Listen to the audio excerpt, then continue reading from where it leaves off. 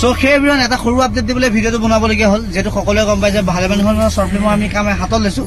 তাৰে মাজৰ এখন হৈছে সৰাফুল, আৰু সেই সৰাফুল শ্বৰ্ট ফিল্মখন আপোনালোকৰ মাজলৈ এৰি দিম 28 তাৰিখে 28 ছেপ্টেম্বৰ 28 ছেপ্টেম্বৰ তাৰিখে এৰি দিম। আমাৰ গোটেই টিমৰ মাজত আমি আলোচনা কৰা হ'ল যেন কেতিয়া এৰিলে বেছি ভাল হ'ব, আৰু ভালেমানখিনি কাম বাকীও আছে।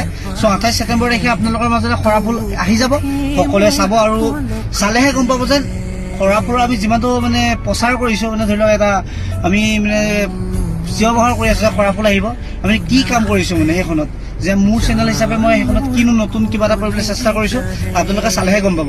গতিকে সৰাফুল চাব 28 ছেপ্টেম্বৰ তাৰিখে আহি আছে, আৰু লগতে ভালেমানখিনিৰ কাম কৰি আছোঁ। এই চাইডত আছে মানস দা, হাই কৈ দিয়া মানস দা, আৰু গোটেই আমাৰ টিমৰ মেম্বাৰখিনি আছোঁ। আমি ধেমাজিত আছোঁ বৰ্তমান, ধেমাজিত কাম চলি আছে।